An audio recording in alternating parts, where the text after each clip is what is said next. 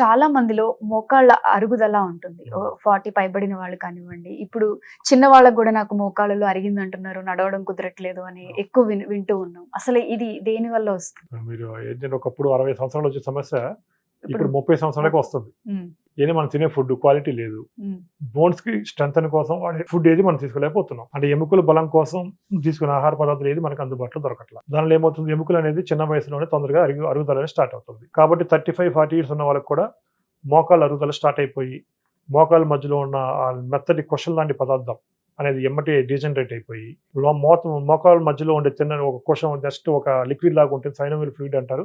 హ్మ్. ఆ ఫ్లూయిడ్ తొందరగా ఎవాపరేట్ అయిపోవటం, దానివల్ల రెండు మోకాళ్ళ దగ్గరకు చూడడానికి కూడా రబ్ అయినట్టు ఉంటాము, గరుకు డ్రైగా ఫీల్ అవుతాము. ఇవన్నీ జరుగుతాయి. కొంత మోకాళ్ళు బాగా స్వెల్లింగ్ లాగా రావటము, ఇవన్నీ జరుగుతూ ఉంటాయి. ఇప్పుడు జనరల్గా ఏంటంటే బయట మోకాళ్ళ అరుగుదల అంటే ఆస్టియో ఆర్థరైటిస్, మోకాళ్ళ చెప్పుడు అరుగుదల వచ్చినప్పుడు టెంపరీగా చాలా మంది ఏం చేస్తారు, పెయిన్ కిల్లర్ వేసుకుంటారు. నొప్పి వచ్చింది కదా అని చెప్పి పెయిన్ కిల్లర్ వేస్తారు. పెయిన్ కిల్లర్ చేసే పని ఏంటి, పెయిన్ తగ్గించడం మాత్రమే చేస్తుంది. కానీ పెయిన్ ఎందుకు వచ్చింది, లోపల మోకాల అరుగుదల ఏదైతే జరిగిందో అరుగుదలను తగ్గించడం, లేదంటే అరుగుదలను తగ్గించడం కాదు, అరుగుదలను అరికెట్టడం ఫస్ట్ స్టేజ్.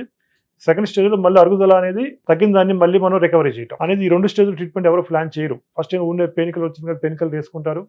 పెయిన్ కిల్లర్ వాడటం వల్ల టెంపరీ కొండలు బాగుంటుంది. తర్వాత పెయిన్ ఇంకా రిపీట్ అయ్యే కొద్ది ఏం చేస్తారు, మోకాల్లోకి ఇంజెక్షన్ తీసుకుంటారు. అంటే ఇంట్రా ఆర్టికులర్ ఇంజెక్షన్స్ అంటారు. మోకాలు చెప్పులకి ఇంజెక్షన్ తీసుకుంటారు. ఆ ఇంజెక్షన్ ఎఫెక్ట్ కూడా 4 రోజుల్లో, 15 రోజులు, 20 రోజులు ఉంటుంది.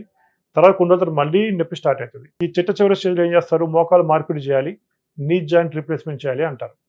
నీ జాయింట్ రీప్లేస్మెంట్ చేయడం వల్ల కూడా అది కూడా శాశ్వత పరిష్కారం అనేది కాదు.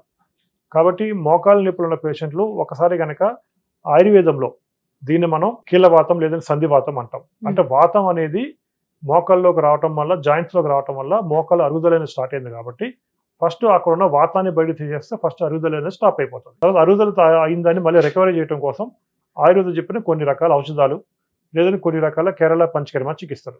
బాగా సివియర్గా ఉండి రేపో మాపో నీ జాయింట్ రీప్లేస్ చేయాలి, ఆల్రెడీ డాక్టర్స్ ఇంకా నీ జాయింట్ రీప్లేస్మెంట్ చేయాలి అన్న పేషెంట్లకి ఎట్టి పరిస్థితుల్లోనూ నీ జాయింట్ రీప్లేస్మెంట్ సర్జరీ లేకుండా ఒక శాశ్వతంగా పరిష్కారం తగ్గాలంటే మాత్రం ఆయుర్వేదంలో చెప్పిన కేరళ పంచకర్మ చికిత్సలు తీసుకోండి.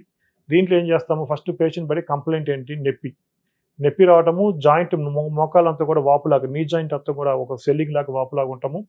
లేదంటే కాలు తీసి కాలు వేయాలంటే బాగా స్టిఫ్గా అయిపోతుంది మోకాలు. ఆ కంప్లైంట్స్ ఉంటాయి కాబట్టి ఆ కంప్లైంట్స్ ట్రీట్మెంట్ అనేది ఫస్ట్ చేస్తాము. సెకండ్ స్టేజ్లో ఏదైతే మోకాలు అరుగుదలకి ఏదైతే వాతం అనేది ఉందో ఆ వాతాన్ని శరీరం నుంచి బయటకు పూర్తిగా తీసేస్తే ఫస్ట్ మోకాలు అరుగుదల ఆగిపోతుంది. తర్వాత థర్డ్ స్టేజ్లో మళ్ళీ నీ జాయింట్ మొత్తానికి బలం ఇవ్వటం, అంటే స్ట్రెంథనింగ్ థెరపీ.